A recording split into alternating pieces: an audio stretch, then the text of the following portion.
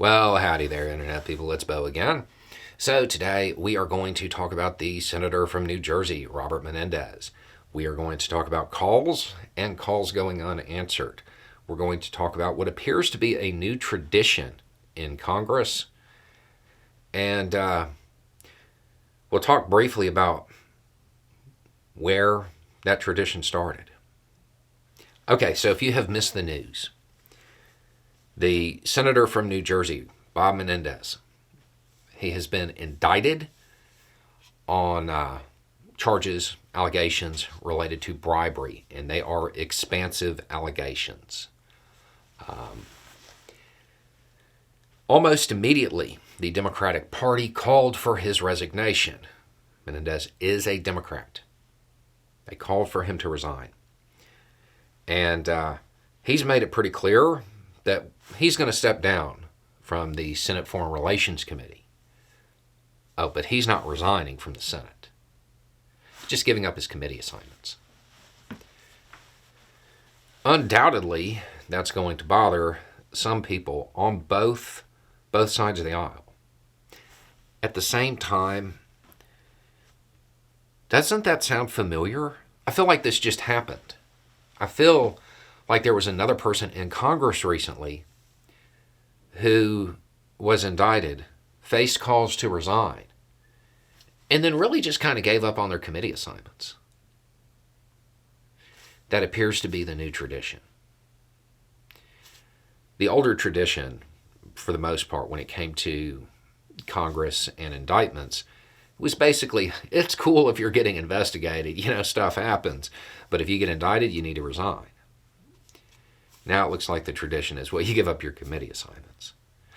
I would like it noted that there's protocol and tradition for Congress people being indicted. That in and of itself is probably commentary, but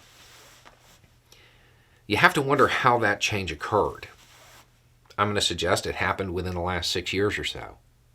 It happened during a period in which there was an administration that openly flaunted the law.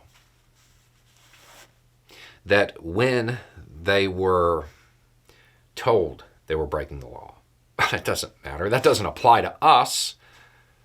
We're the elite. And if DOJ says something about it, well, we just go after them. Politicize the matter. Seems like that's what happened. It seems like that is what happened. Now, my guess is that the Democratic Party is going to be a little bit more zealous in calling for the senator's resignation. I don't think that those calls are over. I don't think the first few that went out are going to be the end of it. Especially as the proceedings start to move forward. But at the same time, we have now entered a period where politicians aren't just in a second tier of a criminal justice system, where they aren't really held to the same standards as everybody else. But that they're almost not expected to be. They're not expected to be held to the same standards.